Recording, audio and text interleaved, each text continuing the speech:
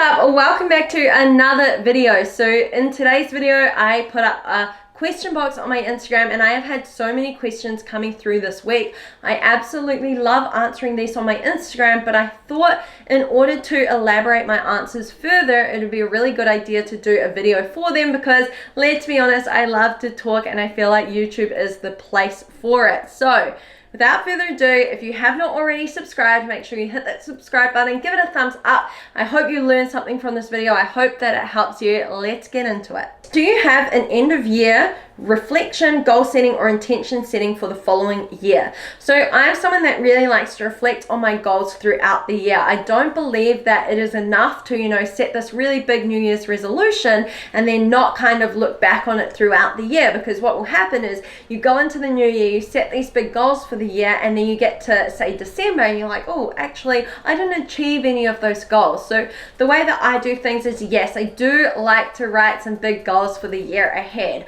I don't know what it is, but something feels good about a fresh start and a new year. So I do love to set big goals for the year ahead, but I don't just kind of write them down and then forget about them. I'll usually write down the big goals, get some kind of plan of action in order for me to kind of take steps each month to achieve those goals. But then each month I'll usually reflect in my journal, how things are going, what I need to do in order to better myself to get closer to those goals.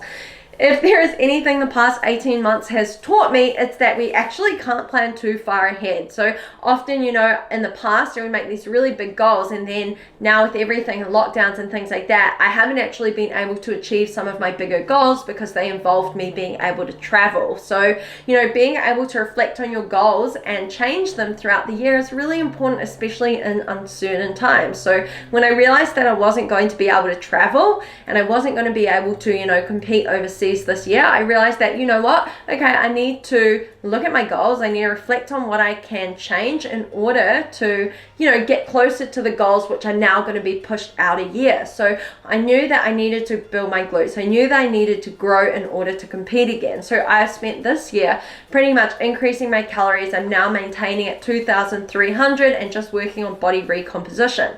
This is very different to where I thought I would be if you had asked me where I wanted to be at this point in the year at the start of this year. So it just goes to show you can't plan everything, but I do think it's really important to have a clear idea of what your goals are, but then also write them down on a piece of paper and make sure that you are reflecting back on them. Don't just try and store them in your head. Don't just write them down and then forget about them. You really have to go back and reflect on what you're doing in order to, change your habits daily to get you closer to those goals. What if you achieve your goal weight but not your physique? Also, are abs a good goal? So there's two different questions there. Let's start with weight as a goal.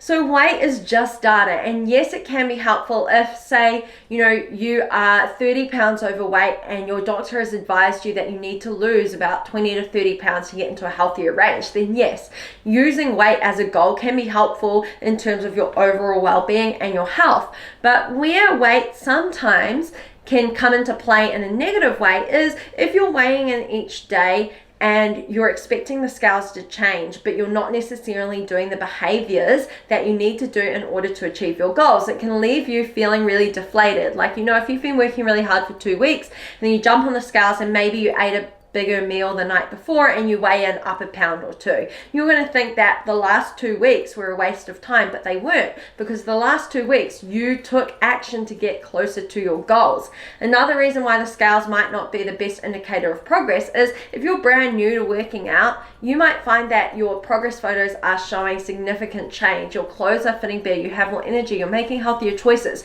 You have a ton of non-scale victories, but then you jump on the scales and you see that your weight's still the same, despite the photos looking totally different. This could leave you feeling a little bit disheartened as well. So yes, I do think that the scales have a play when it comes to, using them as data. Like, I know roughly where I should be when I'm going to step on stage, or roughly where I should be at 12 weeks out from a competition, but it's just data, and I don't get caught up on if the scales go up, 2 pounds overnight, because I know that I didn't just gain 2 pounds of fat overnight. So now when it comes to setting, a goal weight as your sole goal, and then getting to that weight and realizing like, oh, I don't actually look like I thought I would look like. So It's important to note that most people on a fat loss journey aren't going to achieve their goal physique just from one shred. This is why it's an ongoing journey, and this is why I work with the AMB-ANJULI Fit Squad one-on-one to help them reflect and reassess their goals as we go through the process. Like, some people might come to me and they'll say like, look, I really want to lose 20 pounds, but actually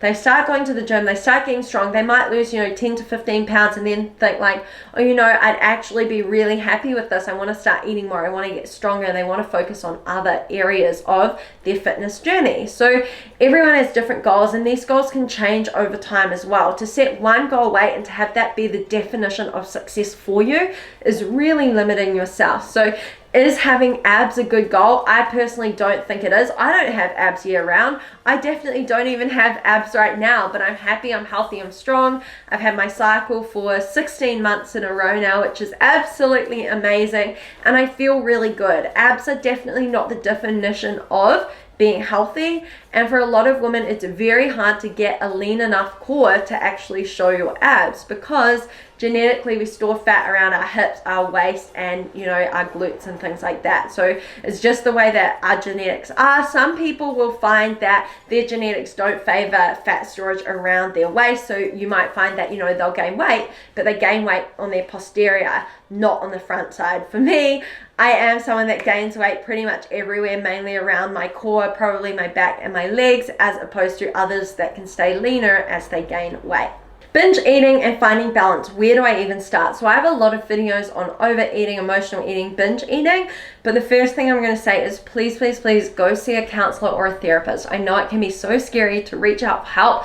I've been there before, and honestly I found that therapy was the best thing for me, because it really helped me kind of look at my patterns, go deep into my childhood, and kind of rebuild myself back up from there. I do think that therapy is highly underrated, and so many people will go to a doctor if they're sick, they go to a physio if they have an injury, and will reach out for help for everything else, but when it comes to challenges with nutrition, training, and things like that, people are so slow to get a coach or go see a therapist for the emotional and mental side of things. So that's my number one tip, and then of course checking out my other videos. Reaching out for help is always a good idea. Thoughts on women taking creatine. So I personally take creatine monohydrate year round, whether I'm shredding, whether I'm building. All you need is a creatine monohydrate. It is great for endurance and building lean muscle. So that's my main reason why I take it. Another follow-on question from that was, what time should you take it? So it really doesn't matter. The most important thing is going to be consistency with it. So taking it every single day, even on your rest days, and whether you want to take it with your intra-workout, your pre-workout, your post-workout, whether you just want to have it with water on your rest day, any time in the day is fine. I personally usually will put it in my pre-workout or my intra-workout, just because I have a plain flavored one, like it's unflavored, so it mixes really well with those supplements. But sometimes Ross will just mix his with water and have that on a rest day. How do you remind yourself to stay hydrated? I realized you don't drink enough water. So just to give you an idea, 2.7 liters is the minimum amount of water recommended for women. If you're super active, then of course you're going to need more water. I personally drink 3 to 4 liters a day. You will not catch me out and about without my drink bottle. Unless I forget it for whatever reason, I will pretty much always have water on me. I just do not like feeling thirsty. And I don't know if this has kind of just become a really big habit since I've been drinking water for a long time, making sure I always stay hydrated, or if it's just, I don't know, if it's just how I am and just how my body is. But I do suggest that you make sure you get a big bottle. Maybe you have 2 1.5 liter water bottles or 50-ounce water bottles. There are water bottles that have the times on them, so you know how much you should be drinking by each time, and then you refill it and go again. I just think that it comes down to, being strict with yourself, understanding that our bodies need water for so many things. It helps our skin, it helps our energy, it helps our satiation, it helps with fat loss. Water is a necessity for our body. It is not a chore. So please make sure that you are staying hydrated. You could even download one of those free apps that reminds you, every hour to drink water if you need to, until it becomes a proper habit. But also, as mentioned in James Clear's book, Atomic Habits, make it easy. Leave water bottles around your house. Make sure that you have cold water in the fridge if you like drinking cold water like I do. Make it fun. If you need to at the start, add some flavored water drops into it, or add some lemon juice or some berries, whatever it is, to get you drinking that water at first. Any tips on how to get food on track when training is the easy part? Girl, oh my gosh. Preaching to the choir. Nutrition was always and kind of will always be my hardest thing. Just because I'm a coach, just because I compete, just because I'm on social media does not mean that nutrition is inherently easier for me. I've worked for years to get my nutrition on point. If it was just as easy as that for me, I'd be far further ahead on my fitness journey. But you know what? Life happens. I'm only human. Nutrition. The best thing I ever did on my fitness journey was to get a coach. The second best thing I ever did was to learn more about nutrition and understand if it fits your macros. The ability to track foods that you love and eat foods that you enjoy whilst achieving your goals. This is a massive game changer for myself and many of the AMB-ANJULI Fit Squad all around the world. They are learning that you can eat ice cream, you can eat chocolate, you don't have to eliminate things like bread or oats and carbs. Once you understand if it fits your macros, how to eat foods that you love, you'll enjoy your journey so much more. I mean, of course, it's going to be hard to stay on track with your nutrition if every single Monday you're like, okay, I'm going to eat clean. Okay, I'm going to cut out all carbs and do keto. Okay, I'm going to try this fad diet every single week. It is so important to recognize that this is a lifelong journey and it's easier to stick to it when you actually enjoy what you're doing. So definitely, get a coach if you haven't already got one. That helps with accountability. It takes all the guesswork out of it. And if you're, choosing me as your coach, then you actually learn about if it fits your macros and how to eat foods that you love. The second thing is going to be make it easy for yourself. If you know that you're busy Monday to Friday, meal prep. Meal prep some meals on a Sunday, put them in the fridge, put them in the freezer. I have videos on MyFitnessPal as well as meal prep on my YouTube, so make sure you check out those. And then third thing's going to be have some kind of accountability, whether it's with a coach like me or a friend. Tell them what your goals are for the week ahead and then check in with them in the weekend or check in with them every day so that you can hold each other accountable. It's so much more fun when you're not doing it alone. So a few key things there. Learn about nutrition, be consistent, get an accountability buddy, and make sure that what you're doing is actually enjoyable and sustainable. Not sure if I missed your announcement, but where are you moving to? So if you did miss my last YouTube video, check it out because I announced that we are building a house. Yes, so exciting. Okay, last question. How do you try to stay active on your rest days?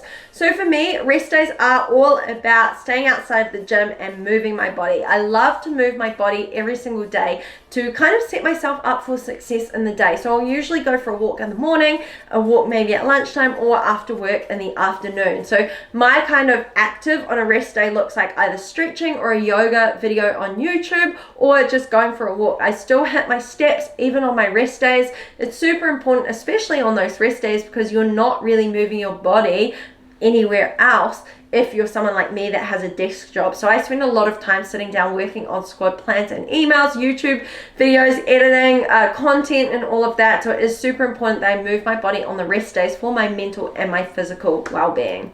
My camera is dying, so that wraps up this video. I do answer more over on my Instagram, so make sure you check it out. If you have any other questions at all, drop them in the comments below. I'm always happy to help. And of course, if you need personalized workouts and meal plans, make sure you hit me up at fitwithanjuli.com so that you can join the squad and start working on slaying your goals with me today.